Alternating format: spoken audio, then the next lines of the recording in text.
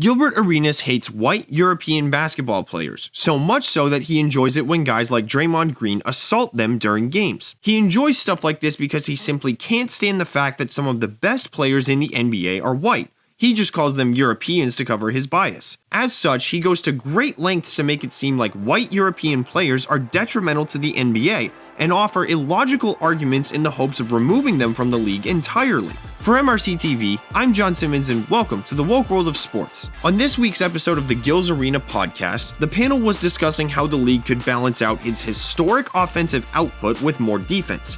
Out of nowhere, Arenas suggested that the best thing the NBA could do was expel every European player in the league. To improve defense. I know what they can do. Get rid of all the Europeans. This wasn't just a random joke either. Arenas had a full-blown argument to support his preposterous solution. You go to college to learn defense. Yeah. What college do Europeans go to? I'm with you. No, I didn't say Right? get rid They of don't them. go to college whatsoever. They have no athleticism. Some They come have over. no athleticism. They all come over and Hold go to on. Arizona. They have no athleticism, right? They have no speed, no jumping ability. They are a liability on defense. There's 150 Euros in the league today. Name the top 10 defenders. Yeah, None. I'm with right? Just the Rudy Gobert and Greek the Freak. Other than that, they're just offensive players. They're not defensive players, right? So according to Arenas, Rudy Gobert and Giannis Antetokounmpo are the only two European players who are good at defense. But is that true? Gobert certainly is. He leads the league in defensive rating. So far, Arenas' argument seems to have some validity to it. But that's where it ends. Arenas was right that Antetokounmpo is a good defensive player, but he's not in the top 10 in defensive rating. He's ranked number 18. Let's just chalk that up to an innocent oversight. But there's a deeper, more devious flaw in his narrative. If you look at the league's defensive rating rankings, 3 of the top 20 players in this category are white European-born players: Nikola Jokic, Jusuf Nurkic, and Jonas Valanciunas. So Arenas believes that you can be European and good on defense, but only if you're black.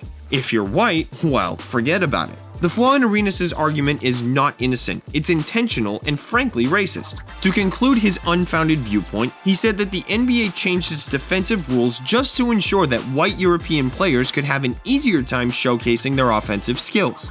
So the NBA took away aggression. They took away aggression to open up the Euro League. When they first started getting here, it was too rough for them.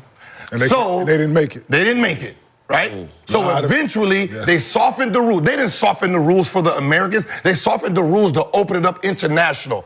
Really?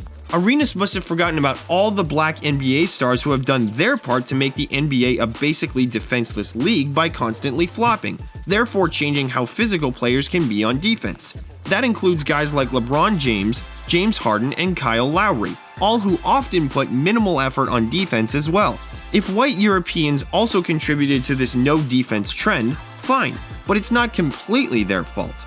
As this panel said at the beginning, the NBA doesn't prioritize defense at all anymore because it believes it would make its product less appealing. Arenas still hasn't come up with a good reason to exclude white European players from the NBA. Frankly, it will be hard for him to do so.